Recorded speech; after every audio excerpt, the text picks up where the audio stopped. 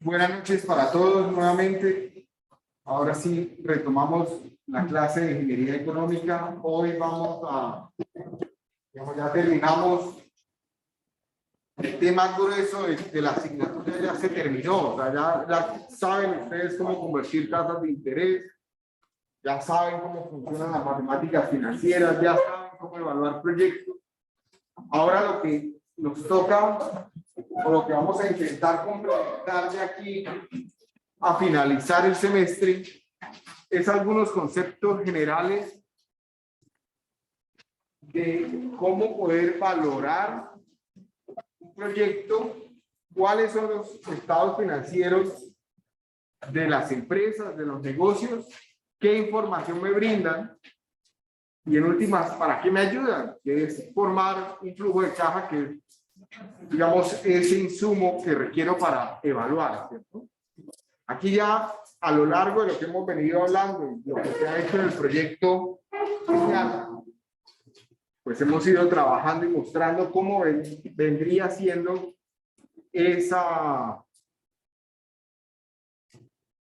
ese procedimiento para generar ese flujo de caja, ¿cierto? Esa estimación desde la estructuración de lo que podría ser un flujo de caja.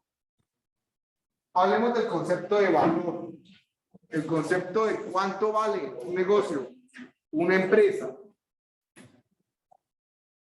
Está estrechamente relacionado con los flujos de caja, tanto presentes como estimados hacia el futuro, que puedan tenerse en ese negocio, en esa empresa, con el valor presente neto de esos flujos de caja, que ya saben ustedes cómo calcularlo, y con la costo de oportunidad o la tasa de descuento con los que se calcula ese valor presente neto. Digamos, hasta ahí, teóricamente, ya todos lo conocen, saben de qué estamos hablando. Los flujos de caja se descuentan al costo de oportunidad, que como ya lo hemos hablado, no es más que la tasa de descuento apropiada para hacer este tipo de cálculos. La tasa de descuento o costo de oportunidad permite incorporar dos elementos claves en la valoración, y es cuál es el valor del dinero en el tiempo y el riesgo, ¿cierto? Ya habíamos dicho, cuando calculamos o cuando hablamos de la tasa mínima atractiva de rentabilidad, pues que para efectos de un emprendimiento, esa tasa mínima atractiva de rentabilidad termina siendo el costo promedio ponderado de capital más un factor de riesgo, ¿cierto? Más una adversión. Y todo inversionista pues tiene nervios por lo que pueda ocurrir en el negocio, y ese nerviosismo de la incertidumbre que puede haber en el negocio se refleja en una mayor expectativa de ingresos o de rentabilidad que aspiraría a obtener producto de asumir ese riesgo y decide invertir.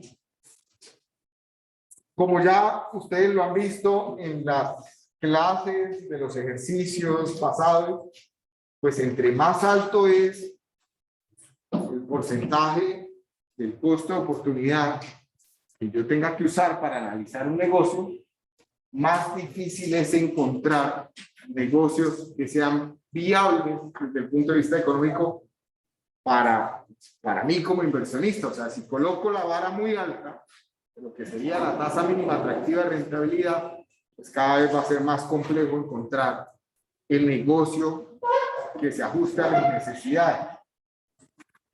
Y entonces es cuando uno tiene que comenzar a mediar con esa adversión al riesgo, ¿cierto? Entre más incertidumbre tengo frente a un negocio, voy a tender a colocar una adversión al riesgo mucho mayor, que si el negocio es conocido, tengo cierta experiencia, lo domino, etc.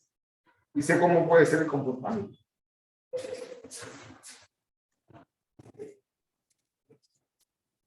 El valor del dinero del tiempo, pues ya lo hemos comentado durante todo el semestre, ¿cierto? Un peso de hoy es mejor que tener un peso mañana, porque el dinero hoy tiene mayor capacidad de consumo, o esa unidad monetaria tiene mayor capacidad de consumo hoy que si la tuviera mañana, y además, porque si la tengo hoy la puedo invertir, ¿cierto?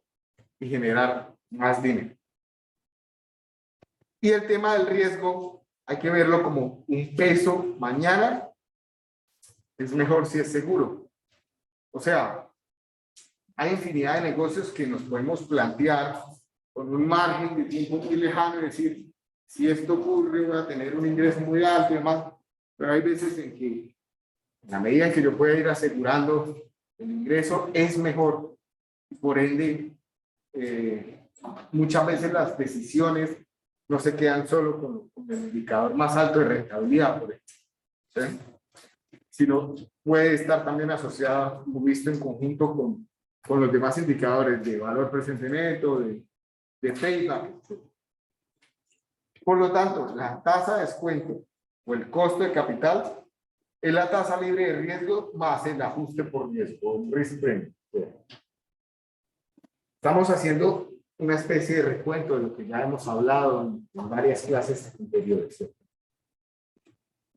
Al menos en el marco del modelo de una empresa privada libre que opera en el mercado de capitales abiertos, el objetivo de toda firma es maximizar el valor de la acción en el mercado. Si la empresa está cotizando en bolsa, la valoración de la empresa está relacionada con cuánto vale su acción y cuántas acciones están emitidas. ¿Sí? Ya de alguna forma también lo hemos venido hablando. Si la empresa no cotiza en un mercado abierto, para empresas que no transan sus acciones en un mercado de capitales, pues el objetivo financiero de la firma va a ser maximizar el valor de su patrimonio. Ya vamos a ver más adelante qué es patrimonio, ¿sí? ¿Qué es propiamente un patrimonio? En inglés, patrimonio es equity, ¿cierto? Entonces, escucharán o muchas oportunidades si leen noticias económicas o si leen noticias relacionadas con temas de infraestructura, por ejemplo, cuando se firma una de estas concesiones 5G, 4G, siempre habrán escuchado o han visto en el artículo que dice que ya hubo un cierre financiero, que la obra está próxima a comenzar y que el equity que va a colocar el concesionario es de X millones de pesos. Se está refiriendo a cuánto pone de capital propio esa empresa para ejecutar un negocio. Es otra forma de decir patrimonio. Entonces, al final, el valor como tal puede entenderse como el precio del mercado de la acción por el número de acciones que tiene la compañía si se transan. Y también puede estar relacionado con el tema patrimonio, incluso con los activos que pueda tener. Bueno, pues los activos se ven afectados por cuánto de esos activos son débiles. Ya lo vamos a ver más adelante. Pasemos a otro tema. Digamos, hoy la clase es muy teórica, las diapositivas las van a tener en Moodle, si es que ya están cargadas ahí, ahora lo revisamos. Vamos a comenzar a entender conceptos relacionados con lo que ya hemos visto en clase. Nos estamos metiendo ahora en la cancha de los contadores, ¿cierto? O sea, este tema de los estados financieros, pues es algo que les compete a los que estudian contaduría, ¿sí? No sé si alguien aquí ha salido de un colegio comercial. ¿Sí? ¿Alguien? O sea, que ya saben lo que es un estado financiero, un balance, una pérdida, un estado de pérdidas y resultados, ¿sí? Un flujo de caja. Lo vieron cuando estaban en su colegio, ¿cierto? Entonces van a ser de gran ayuda, espero, para lo que llegue por ahí por complementar. Los estados financieros son entonces esos reportes emitidos por el sistema de información contable de la empresa, por el contador o por el grupo financiero que haya en la compañía. Tienen como objetivo fundamental presentar a cualquier stakeholder, a cualquier interesado, la situación en cualquier momento del tiempo, la situación de la empresa. Presentan la información financiera de las organizaciones, es decir, expresan cuantitativamente las decisiones de inversión, de financiamiento y de operación.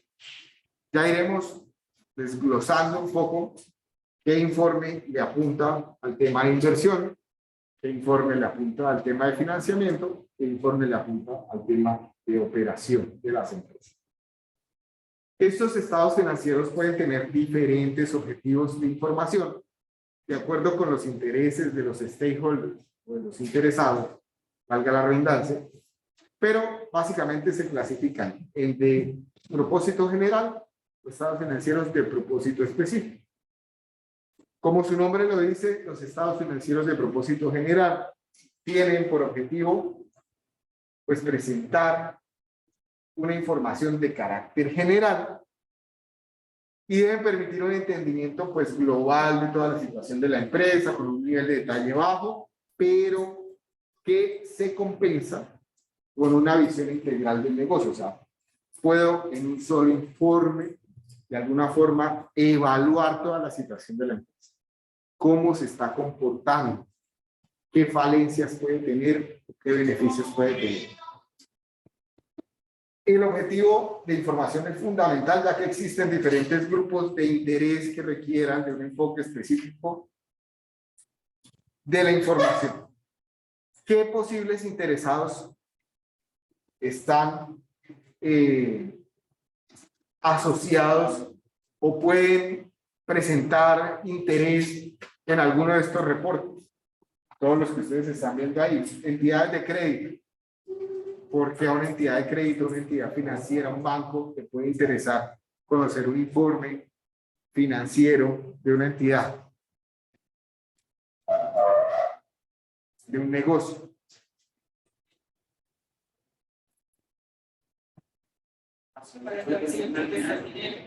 Para no saber si puede prestar, para saber si el negocio puede pagar lo que le presta, ¿cierto? O sea, le interesa saber si tiene con qué devolver el dinero que está prestando. Los proveedores, igual. Si mi proveedor me va a fiar el producto, ¿sí?, pues a él le interesa saber si yo tengo la capacidad de verdad devolverle, pagarle. Y a los clientes, ¿por qué le puede interesar a un cliente conocer la situación financiera de la empresa?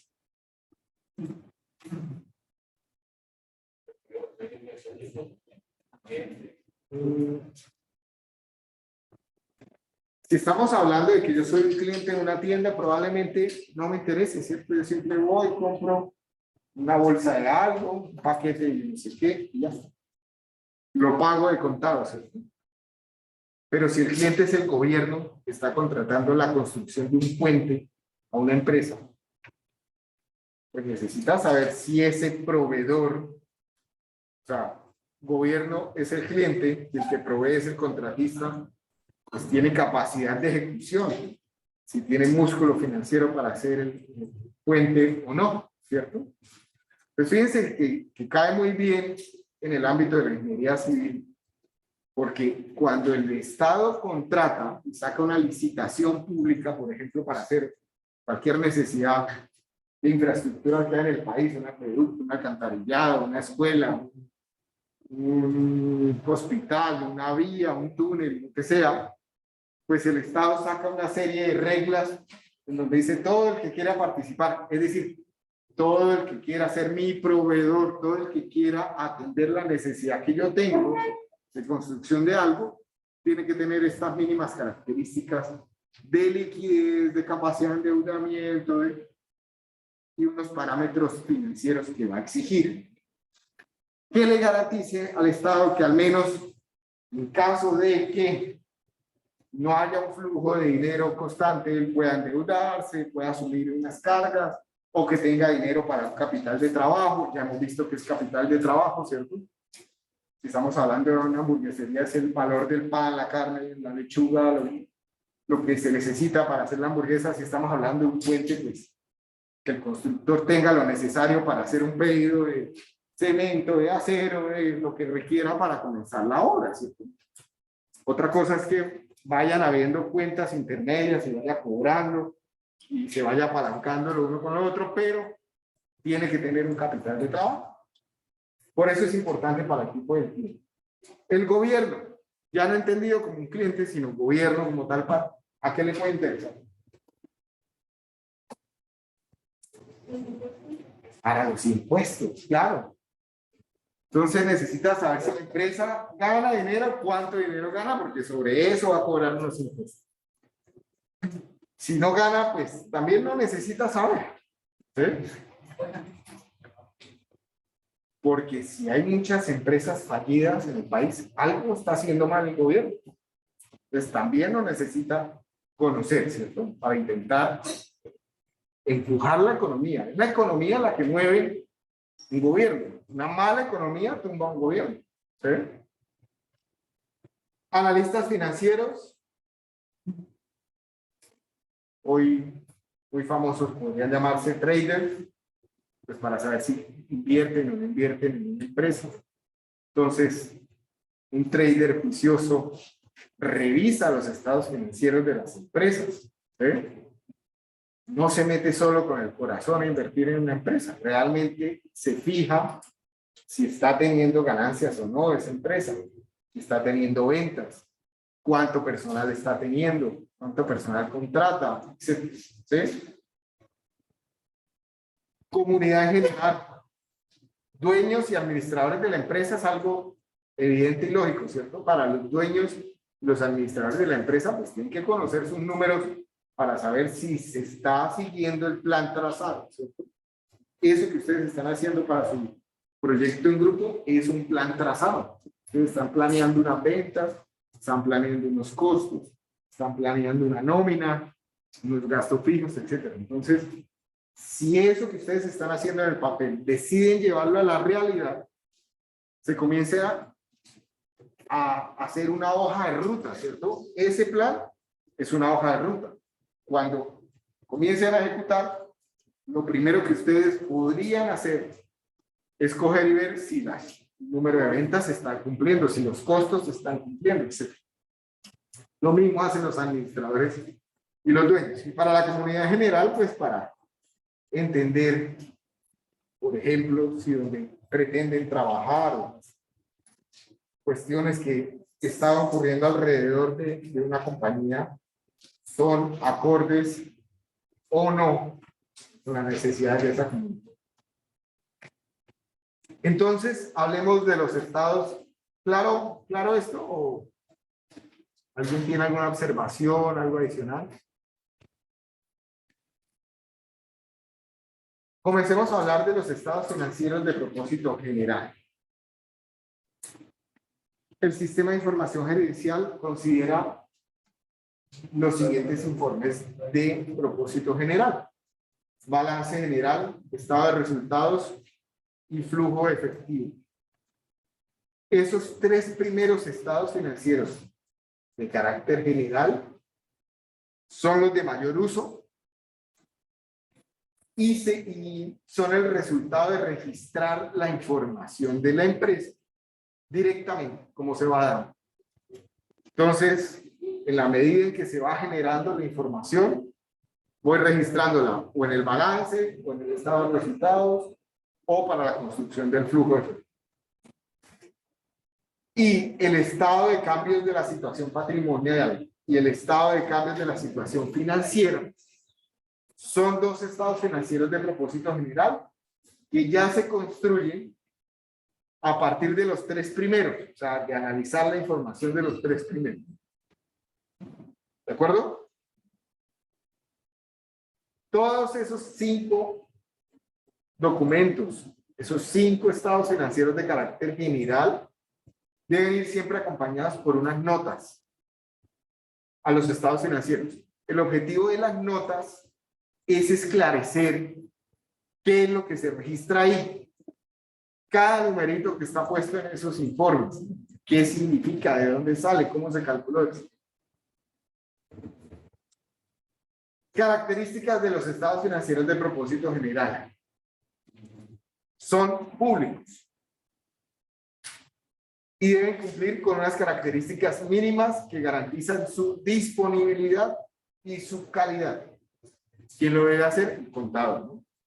Deben presentarse cada año fiscal, con algunas excepciones. ¿Cuáles son las excepciones? Pues, si usted ha comenzado la empresa, qué sé yo, en noviembre del 2022, pues en el año 2022 probablemente no le exigen estos primeros estados financieros, ¿sí? Debe presentarse la información comparativa del periodo inmediatamente anterior, a menos que no tenga un año de vida y no pueda presentarlo, ¿cierto? Pero siempre se presenta la situación del último año frente a la situación del año anterior. Yo venía en el carro justo por acá y en radio decían que Alibaba había tenido ganancias o había reportado ganancias por 11.000 millones de dólares en este periodo. Mucho, ¿cierto? 11.000 millones de dólares. Pues resulta que fue 54% menos de lo que había registrado para el mismo periodo en el año inmediatamente anterior. Entonces, por más que es mucho dinero, a la empresa algo le está pasando porque está ganando menos que lo que ganaba antes, un año anterior, ¿cierto? Entonces, por eso es importante que los estados financieros siempre presenten la información del año en curso, del análisis, frente a lo que ocurrió en el año anterior, porque me va dando una idea de qué está ocurriendo con la empresa. Las notas a los estados financieros son parte integral de los mismos, ya que buscan explicitar o cumplir con el principio de revelación plena. Listo. Eso ya lo habíamos comentado. Los estados financieros deben ser dictaminados por un ente externo a la administración contable de la empresa a fin de certificar la correcta aplicación de los principios contables aceptados, en este caso en Colombia. Entonces, hay unas normas que los contadores deben seguir a la hora de hacer los informes, ¿cierto? Y no solo el contador hace el informe, sino que hay un externo que lo revisa y le da su visto bueno al informe. Dependiendo del tamaño de la empresa, el volumen que maneje, ese revisor externo se llama un revisor fiscal o se llama un auditor. ¿Sí? Auditor externo o revisor fiscal. Los estados financieros, la presentación formal de los estados financieros debe entonces llevar 3 firmas. Firma el contador, que es el que hace el estado financiero. Firma el gerente, sencillamente porque es el jefe del contador y podría incidir, podría tratar de presionar al contador para que registrara lo que no es cierto. Entonces, él tiene que poner su firma y al poner su firma, pues es responsable por la información que ahí está. Y el revisor fiscal, que es el que revisa de forma externa o el auditor externo. ¿Claro hasta acá? Hablemos de los informes financieros de propósito específico. Su finalidad es complementar los reportes generados por el sistema de información contable para brindar una gama más amplia a los reportes de administración de la empresa. Estos ya no deben cumplir con un periodo específico de presentación. No son de carácter público. No requieren el cumplimiento de requisitos de los estados financieros de propósito general. Son informes, por decirlo de alguna manera, internos que le competen más a la empresa para saber qué está ocurriendo y tomar decisiones al interior de la misma para mejorar. O sea, nunca se van a tomar decisiones para mejorar las condiciones de la empresa. Esos de carácter específico pueden ser un balance inicial, los estados financieros de periodos intermedios, estados de costos, estados de inventarios, estados financieros de liquidación y otros con otros principios contables.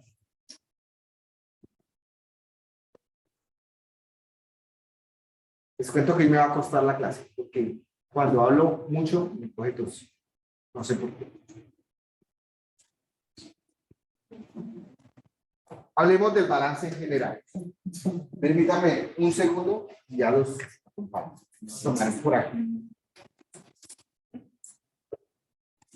un poco de agua. Balance general. Presenta los saldos de cada una de las cuentas en una fecha determinada. Entonces es como si sacáramos una foto de la condición de la empresa en un momento específico. Incorpora en cada una de sus cifras la historia de la empresa desde su creación, ya que al presentar los datos de saldo realmente está acumulando la historia de la empresa en cada uno de los rubros presentados. Criterios generales de la clasificación del estado financiero. Comencemos por los activos. ¿Qué son los activos? ¿Qué creen ustedes que es un activo en una empresa? Y los que ya saben qué es esto, pues por favor, una ayuda.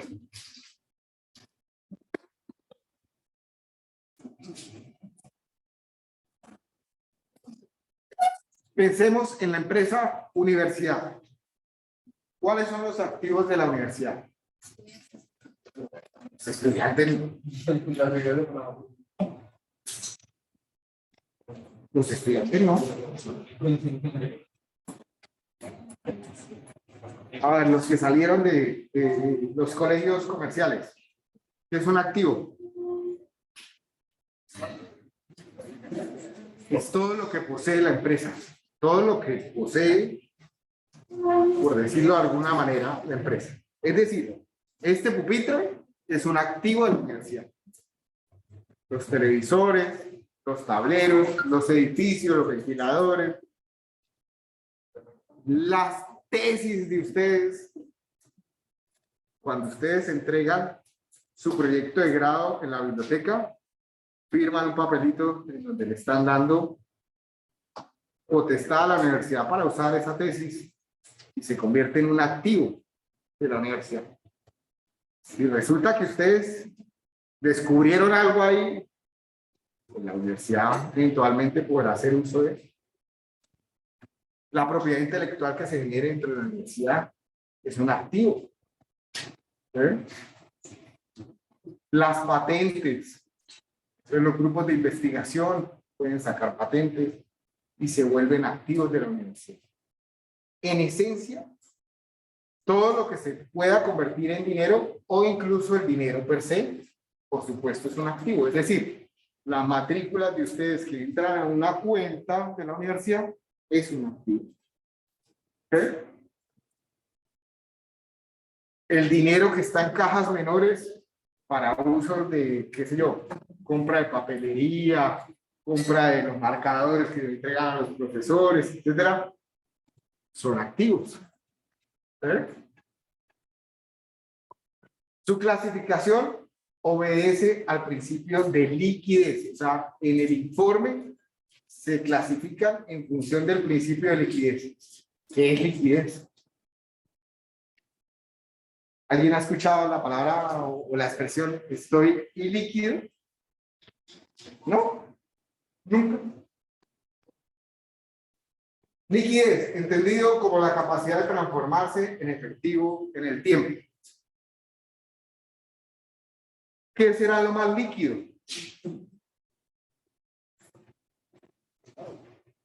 El dinero que tienen todos ustedes en su bolsillo es su activo más líquido. Ya es dinero, ¿cierto? Y lo puede usar inmediatamente. ¿Sí? Ese es su activo más líquido. Las monedas y los billetes que tienen ahí en su bolsillo. ¿Sí?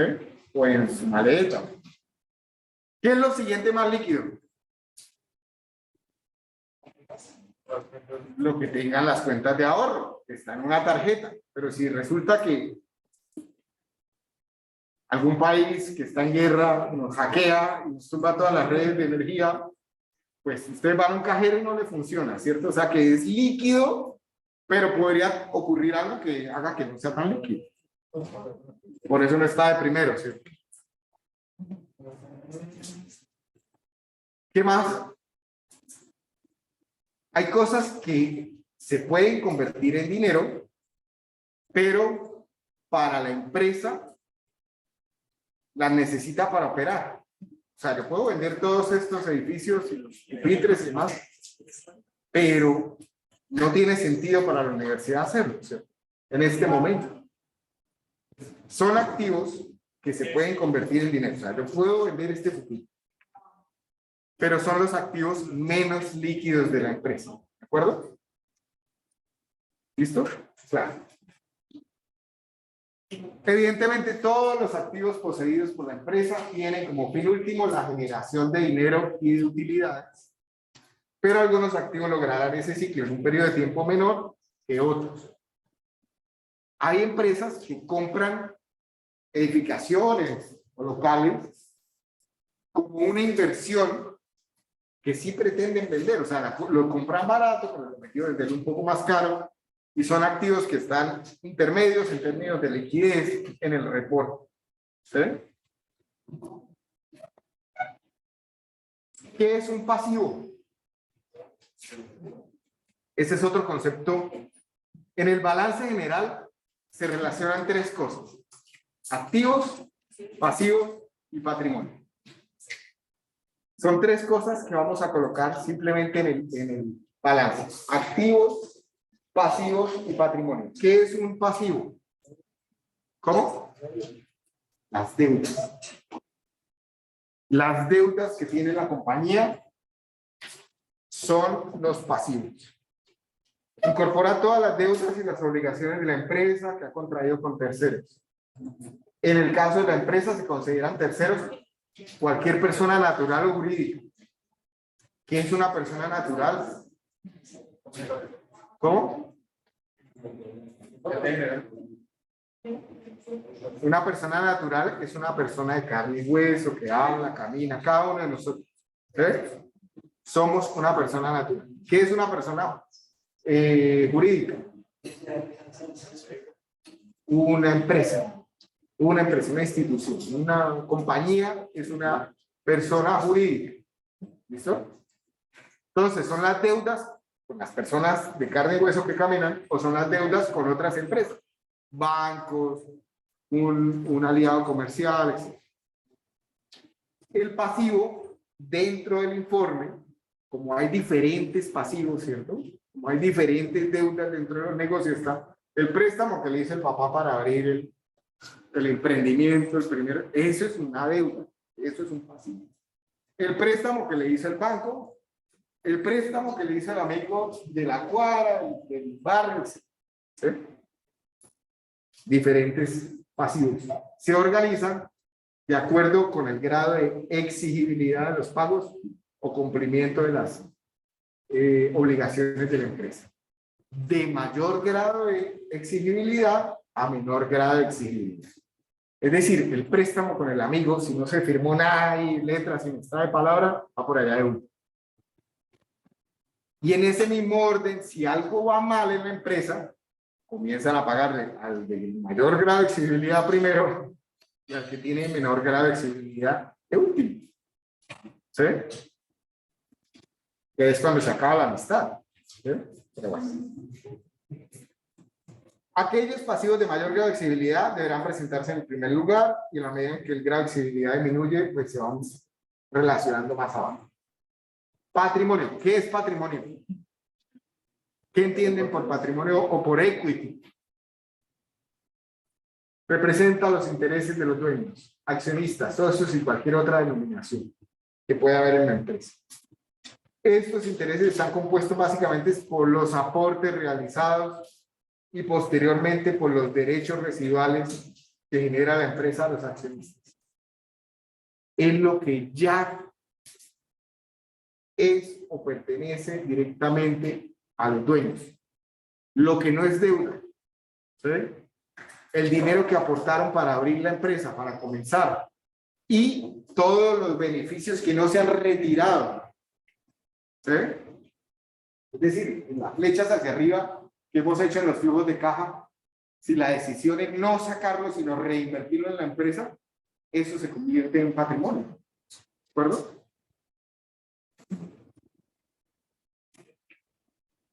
Como consecuencia de lo anterior, el patrimonio se ordena de mayor a menor permanencia en la empresa. Entonces, un balance se ve como un documento de esta forma. Como su nombre lo dice, el lado izquierdo tiene que estar balanceado con el lado derecho. La cifra que registre el lado izquierdo de los activos debe ser igual al pasivo más el patrimonio. Activo igual a pasivo más patrimonio. Ni un centavo más, ni un centavo menos.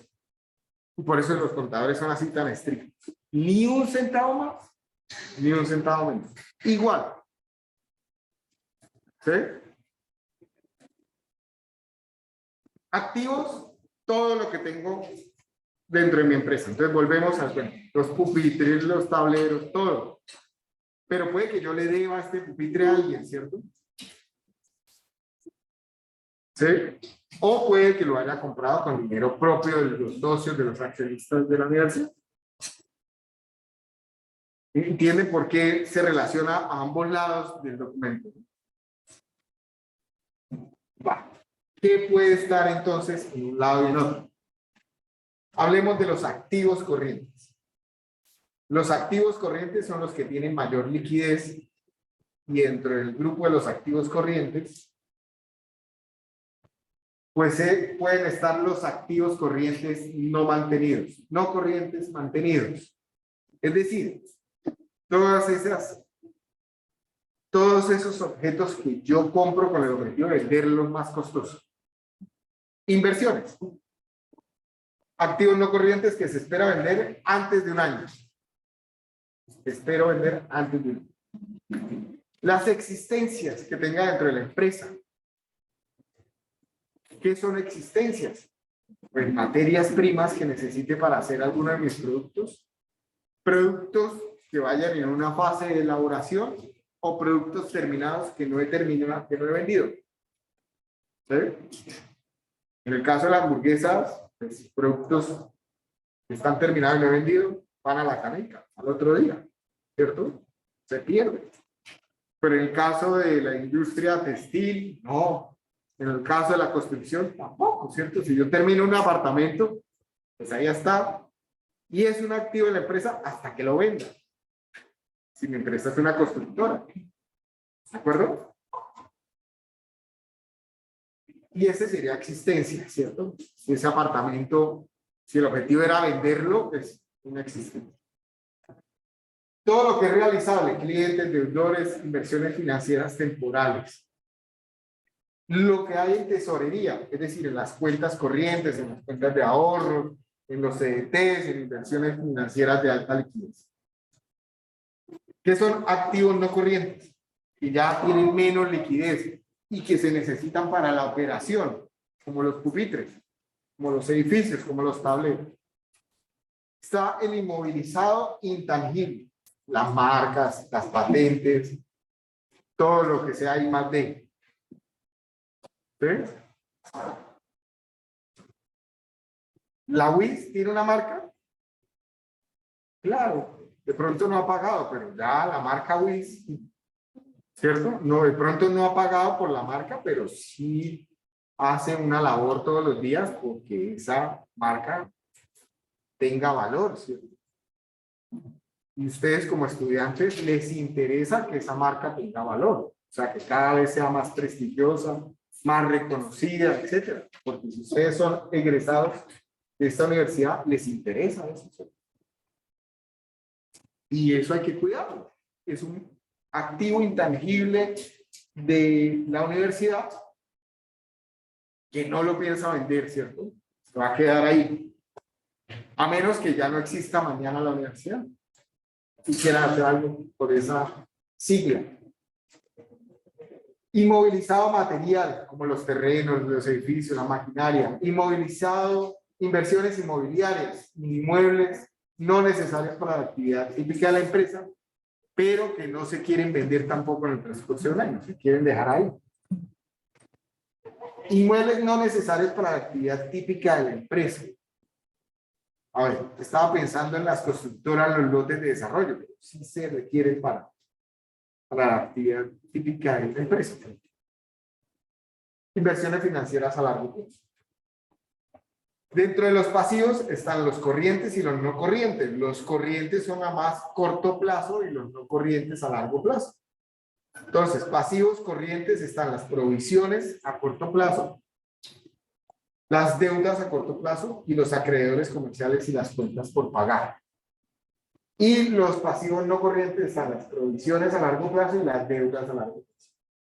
Y en patrimonio está el capital, la prima de emisión, las reservas, los resultados de los ejercicios anteriores y los resultados del ejercicio en curso o del año de la vigencia que se está analizando.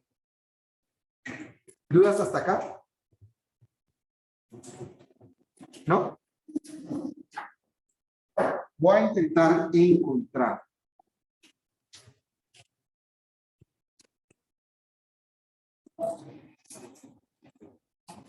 Voy a intentar encontrar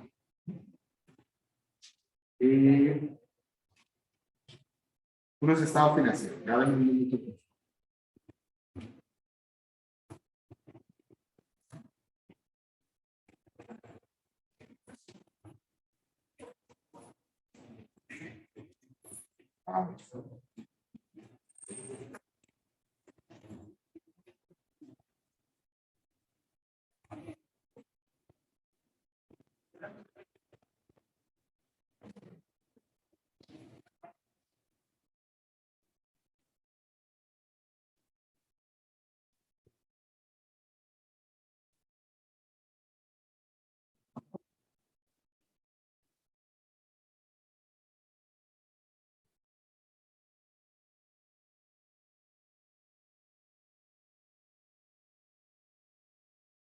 Entrémosle a Google.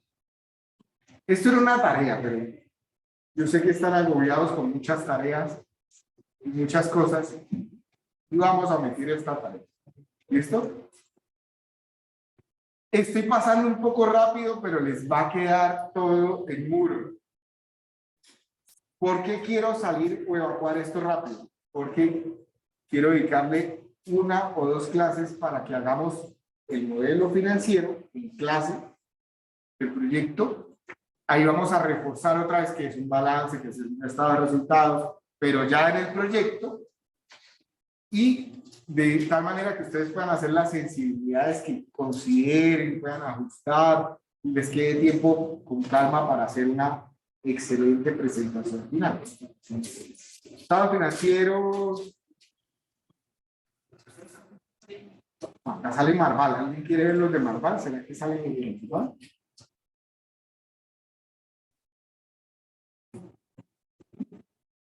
Yo voy a buscar con concreto porque esos suelen aparecer con facilidad.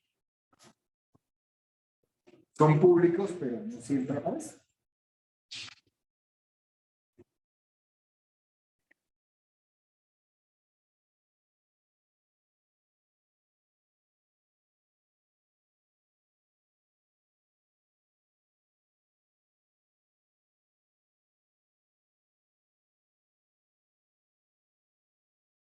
Entonces, 2021, tercer semestre, informe estados financieros. Fíjense que Constructora con Concreto lo hace público. ¿Por qué lo hace público? Pues porque seguramente ya cotiza en una bolsa, ¿cierto? Y quiere que los que están comprando sus acciones estén enterados de la situación. ¿Sí? Entonces lo pone con mayor facilidad. Estados financieros, ¿qué año era eso? 2021, tercer semestre.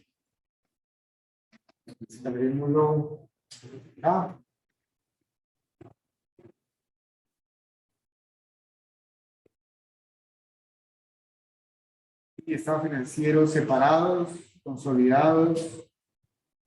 Ahora vamos cualquiera de los dos a ver. Estados financieros separados.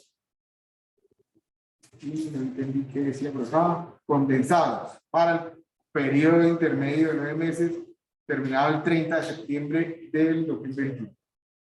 Es decir, nos están presentando la información de los primeros 3 trimestres del año 2021. ¿Sí? Hasta septiembre. Entonces, estado separado de la situación financiera. Fíjense que este es un balance, ¿cierto?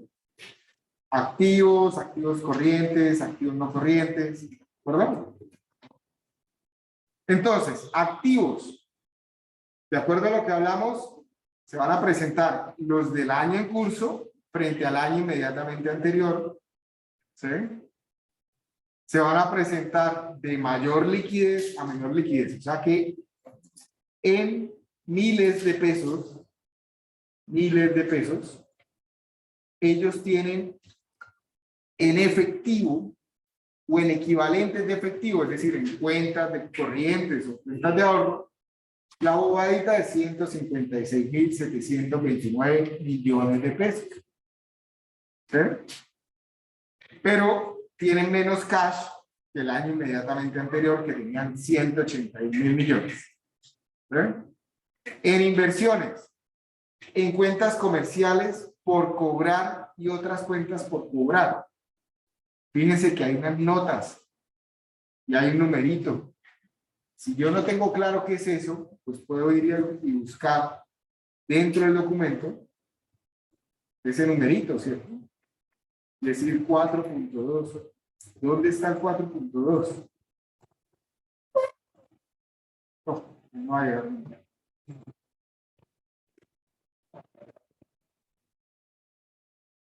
A ver si volvemos, lo pasé.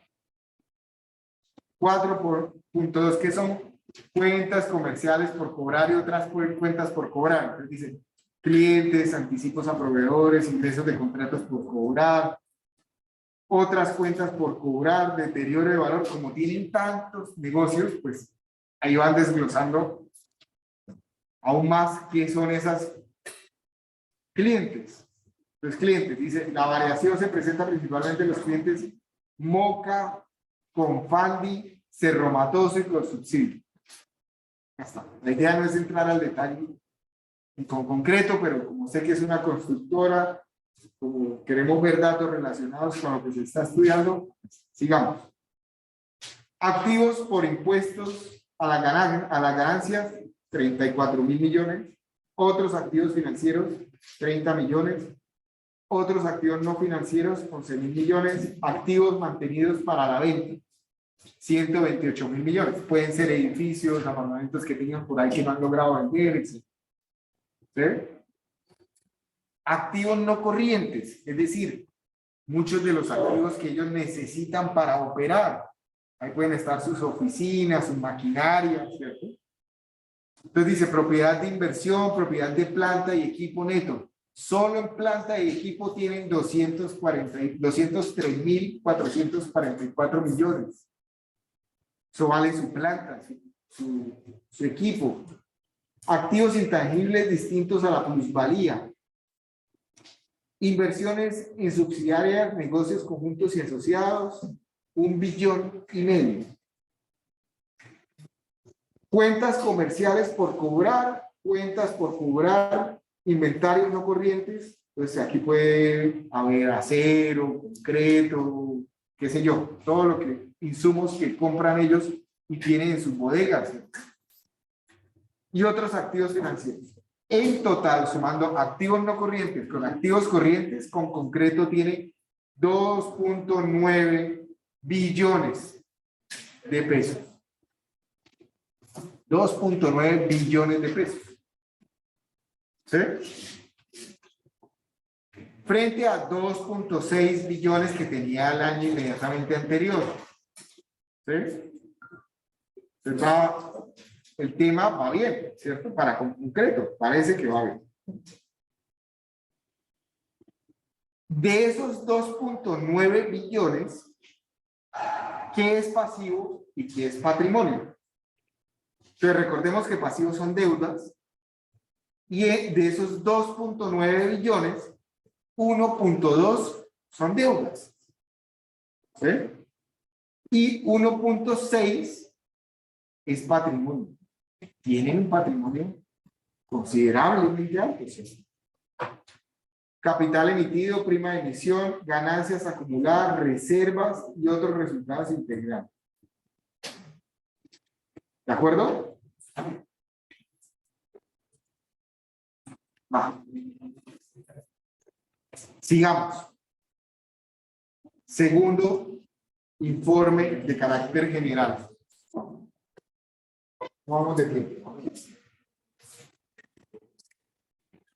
Estado de resultados. ¿Qué es un estado de resultados? Busca identificar la gestión de la empresa para un periodo específico de tiempo, puede ser un año, un semestre, un mes, entre otros. Este estado financiero es fundamental ya que permite establecer la forma en que se dieron las actividades propias de la empresa. Y además identifica las posibles fuentes de mejora a la gestión empresarial. ¿Cómo es el esquema general del estado de resultados? En otras palabras, antes de pasar al esquema, el estado de resultados es un informe que ya se centra en la operatividad de la empresa, cómo funciona el negocio. Y es muy importante, por ejemplo, para un inversionista o para alguien que va a tener un negocio, entender cómo se va dando ese estado de resultados, o sea, cómo es la operatividad de la empresa, qué requiere. Entonces, primero arranca por lo operacional. ¿Qué ingresos operacionales tiene? Entonces, si esto es una hamburguesería, ¿qué ingresos operacionales tiene? Pues las ventas de las hamburguesas que hicieron. ¿De acuerdo? A eso hay que restarle los costos y gastos de operación. Entonces hay que restar todo el tema de los insumos que se usaron para hacer esas hamburguesas, ¿cierto? Y me va a quedar mi utilidad operacional. Bueno, los insumos, cuánto pagué de personal, cuánto pagué de servicios públicos, etcétera. Todo lo que gasto para operar, para hacer las hamburguesas. Me queda mi utilidad operacional. Después viene lo que no es operacional, que pueden ser otros ingresos. ¿Qué pueden ser otros ingresos? Pues si yo tengo algunas inversiones que no están relacionadas con la operación de la empresa, un dinero que tenga por allá, qué sé yo, en criptomonedas y que esté rentando o en acciones, o de pronto compré un local que arriba tiene una bodega y arrendé la bodega de arriba a otra empresa, pues eso es un ingreso no operacional. ¿Sí? Y otros egresos. ¿Qué pueden ser otros egresos? Pueden estar ahí. De pronto pueden estar los intereses de los créditos que yo haya adquirido para montar el negocio. Si yo a mi utilidad operacional, que es la diferencia entre los ingresos operacionales menos los costos operacionales, le sumo los otros ingresos y le resto los otros egresos, me va a quedar mi utilidad antes de impuestos. Ese es el dato que utiliza el gobierno para decir, mis impuestos son tanto. ¿Sí? Y una vez que quitan el impuesto de renta, que se hace sobre la utilidad antes de impuestos, me va a quedar mi utilidad neta del negocio. ¿Qué es lo que podríamos entender como beneficio? ¿Cierto? Como ganancias, como lo que está ganando el negocio como tal. ¿Sí? Que es diferente al flujo de caja libre que hemos hecho en el tablero muchas veces. ¿Sí?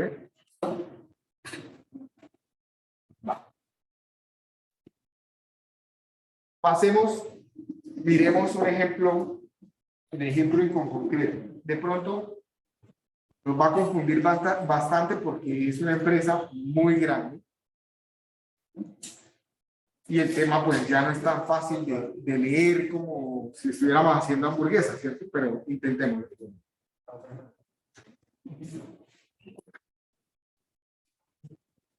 Hay en YouTube un canal de un empresario mexicano que ha estado muchas veces en Shark Tank México, que es, creo que inversionista de Telmex, que hace unos videos rústicos ¿sí?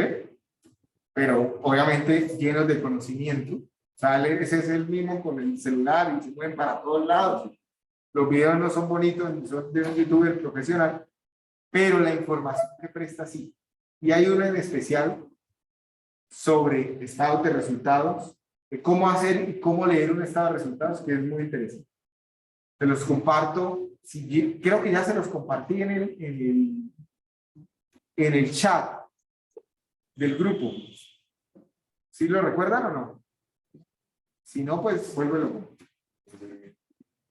Con concreto, aquí se está mirando cómo es el comportamiento a septiembre del 2021 acumulado y solo como trimestre frente al comportamiento inmediatamente anterior. Entonces, ingresos de las actividades ordinarias fueron de 460.000 millones de pesos frente a 300.000 millones de pesos en el periodo inmediatamente anterior. Costos de ventas, está entre paréntesis porque significa que hay que restarlo, ¿cierto? Es un negativo, es una convención para decir que es un valor negativo, que va a restar. Entonces, ellos hacen productos que venden en 460.000 millones de pesos, pero hacerlo les costó 383.000 millones de pesos. Es decir, en ganancia bruta, esto menos esto, ingresos menos costos de ventas, les quedaron 77.000 millones de pesos. No, sí, 77.000 millones de pesos. No, 77.000 porque acá los valores están en miles de pesos colombianos. Acá arriba. ¿Sí? O sea, las cifras están en miles. No son 77, sino 77.000 millones. ¿Sí? ¿Qué puede ser interesante acá? Revisemos estas dos notas, la 417 y la 418, para entender qué hace el negocio.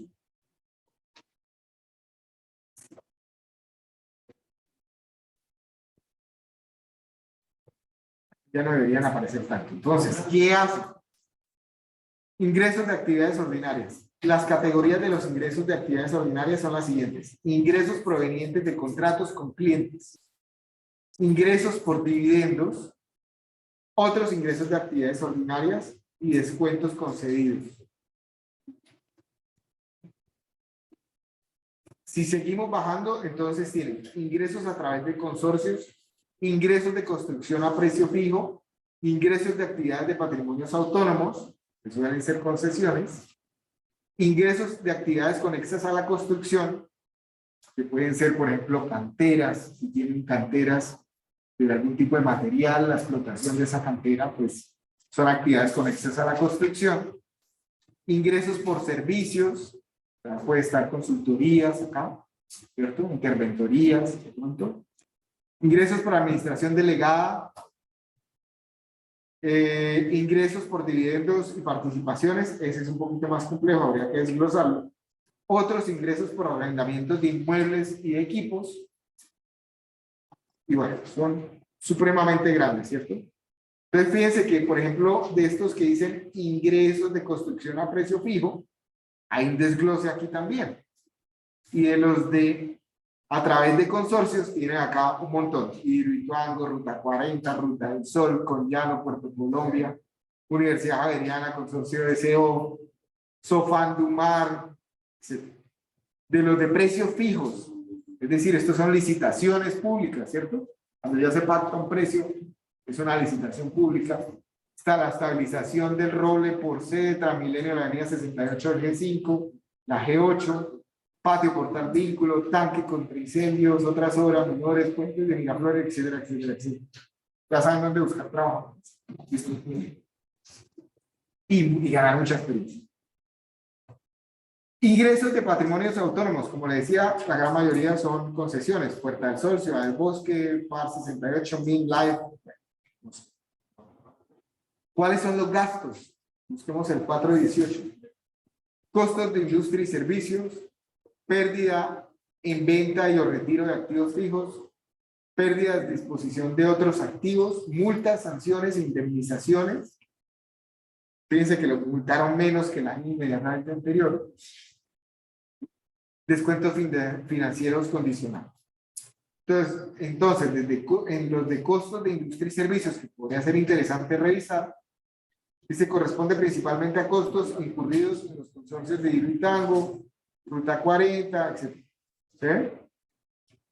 No nos da mayor desgloso. Recordemos que estos son informes de carácter general, entonces tampoco va a encontrar uno la minucia del costo de cuánto vale el acero que ellos compran, por ejemplo. ¿Sí?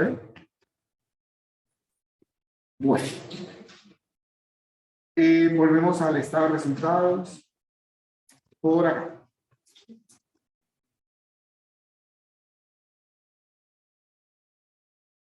Entonces, acá. Tienen ingresos, tienen costos de venta, tienen una ganancia bruta. Esos 77.000 millones que habíamos visto de ganancia bruta, los que están en casa están viendo la pantalla también, ¿sí? No es la ganancia, ¿cierto? De ahí todavía falta descontar cosas y sumar cosas. ¿Qué otros ingresos tienen? Pues gastos de administración y ventas, gastos por beneficios a los empleados, gastos. Por eso van en negativo, ¿cierto? Y otros gastos como pérdida de ganancia por método de participación neta, eso lo entiende el contador. Y otras ganancias. Si voy a la nota 424, pues puedo ver qué son esas otras ganancias.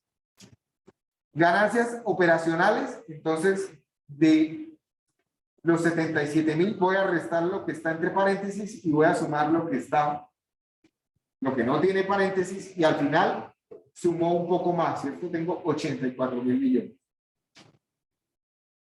Va, ganancia operacional. Fíjense que vamos acá. Utilidad operacional es la misma ganancia operacional. Vamos acá. Después dice, pérdidas de ganancias derivadas de la posición monetaria, ingresos financieros. Por ingresos financieros tuvieron 50.000 millones. Luego tienen mucha plata en los bancos para generar 50.000 millones. ¿Sí? Costos financieros, 31.000 millones. O sea, al final fue más lo que ganaron por lo que tienen en el banco que por lo que le prestan al banco. Piden prestado al banco. Ganancia antes de impuestos, 102.000 millones de pesos. Impuestos, 32.000 millones de pesos. ¿Sí? Ganancia. Ahora sí, la resta esto menos los impuestos, 70.000 millones de pesos. Frente a 9.000 que tuvieron en el año inmediatamente anterior. Luego el 2021 fue un muy buen año para Concreto, ¿cierto? Ganancia básica por acción, 62 pesos. 62.000 pesos, porque recuerden que están 1.000. Se ganaron 62.000 pesos por acción. Si ustedes tienen una acción de Concreto, pues eso es lo que ganarían, ¿cierto? ¿Se puede comprar acciones de Concreto? Me imagino que sí. Ahora están promocionando algo que se llama TRI, otro que se llama TIVA, que son aplicaciones para invertir en empresas. ¿Sí? No las he probado, no les estoy haciendo propaganda. ¿Sí? No sé si son buenas, malas, qué comisiones tienen, si no tienen o si tienen. Solo que cada vez es más fácil entrar a invertir en empresas. ¿Cómo se invierte? No con el corazón, con el conocimiento. Entonces, esto que están viendo hoy hace parte del conocimiento que hay que ir adquiriendo. Si a ustedes les llama la atención el tema de bursátil, ¿sí? De comprar acciones. ¿De acuerdo? Finalmente, está el flujo de caja. El estado financiero del flujo de caja busca presentar en forma esquemática los movimientos financieros que afectaron el disponible de la empresa. Entiéndanse por disponible el efectivo, el dinero que tiene líquido para operar. En la actualidad, muchas de las decisiones empresariales se basan en la generación de efectivo por parte de las empresas o los proyectos de inversión. Y en este sentido, el estado financiero de flujo de caja cobra mayor importancia. Parte de la relevancia del flujo efectivo radica en que presenta en forma agregada la información correspondiente a los diferentes tipos de decisiones tomadas en la empresa. En general, ¿cómo se alimenta ese flujo de caja? ¿Qué información voy extrayendo de los demás informes? La estructura del balance general permite identificar en forma adecuada las decisiones de inversión a través de los activos, ¿cierto? O sea, yo puedo mirar en los activos qué es todo lo que tiene la empresa y cómo ha sido la estructura de financiación. O sea, cuánto es patrimonio y cuánto es pasivo. Fíjense que en concreto de los 2.9 billones que tienen de activos, 1.2 era deuda y 1.6 es patrimonio. Si bien tienen patrimonio alto, estamos hablando de que están llegando, qué sé yo, eso es como un 40-60.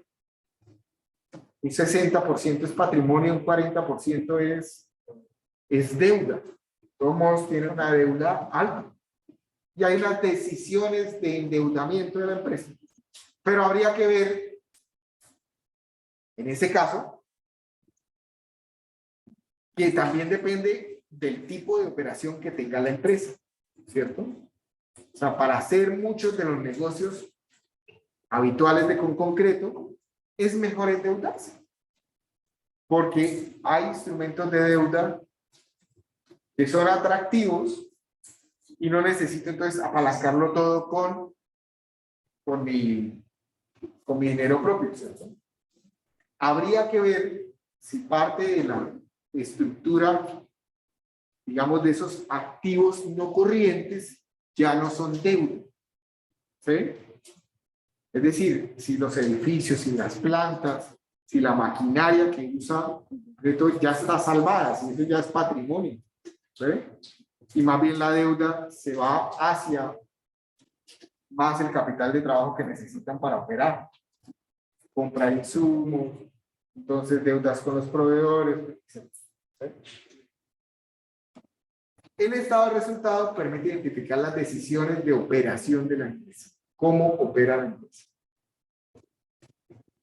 Pero solamente el flujo efectivo permite presentar en forma unificada ambas decisiones, adicionándole las decisiones de dividendos, que es cuánto dinero del beneficio termino dándole a los accionistas, y las decisiones relacionadas con los accionistas.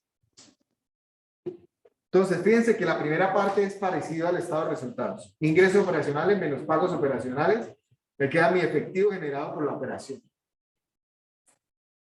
Después vienen lo no operacional, actividades de inversión, actividades de financiación, actividades con los socios, es decir, cuánto entrego en dividendos, y actividades con el Estado.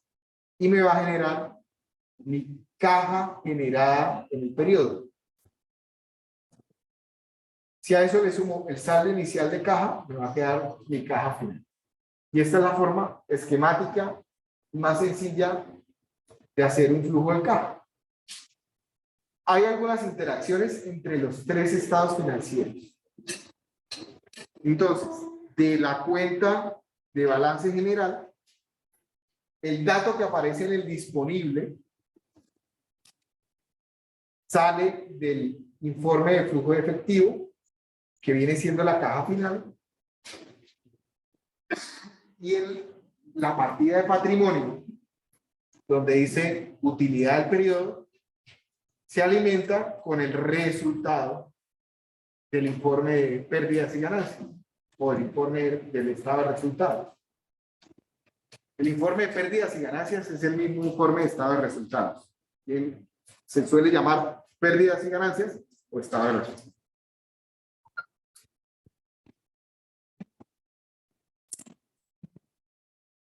La cuenta de efectivo corresponde al estado financiero del flujo de efectivo. La información correspondiente al efectivo incorpora una de las informaciones fundamentales de la empresa, y es cuál es el monto efectivo disponible y especialmente cómo está siendo utilizado. A ver, antes de continuar, intentemos verlo en el informe como tal. Entonces, si me voy acá, fíjense que dice en el estado de resultados, fíjense que hay un dato del resultado integral por 81.000 millones. En el balance, en el patrimonio, debería estar registrado este mismo valor.